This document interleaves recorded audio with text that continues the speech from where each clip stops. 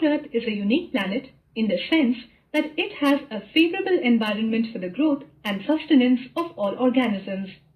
Man has several basic needs which he satisfies from nature. Rocks, minerals, soils, rivers, plants, and animals are the various gifts of nature to man. These elements of nature are called resources. In fact, many materials that constitute part of Earth and which satisfy a human need are called resources.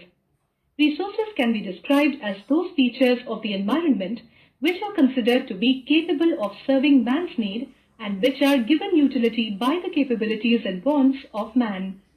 However, it should be made clear that a thing, object, or element becomes a resource only when it has the capability to fulfill man's need or perform the function which benefits man. Thus, man himself is a resource, perhaps superior to all other resources, as only man can utilize all other resources. Natural resources.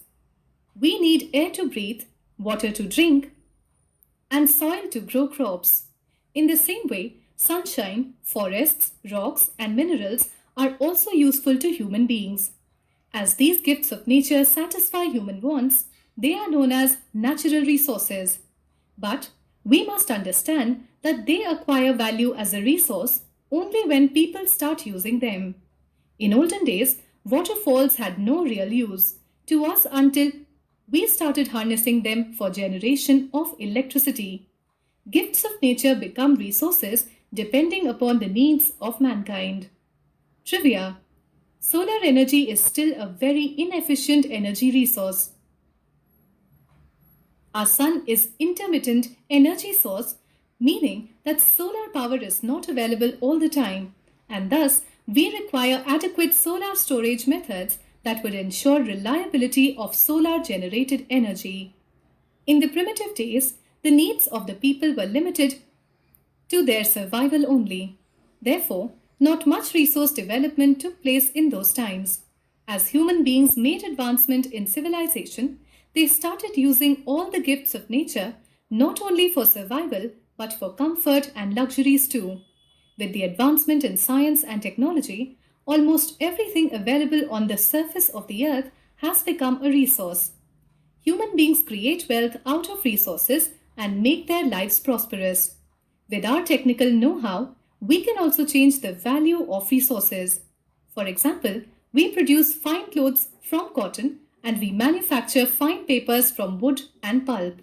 In this way, we convert natural resources into wealth.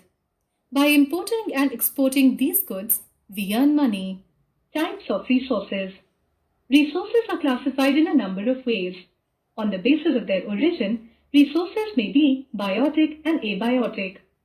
Biotic resources. All those resources which we obtain from living beings are called biotic resources.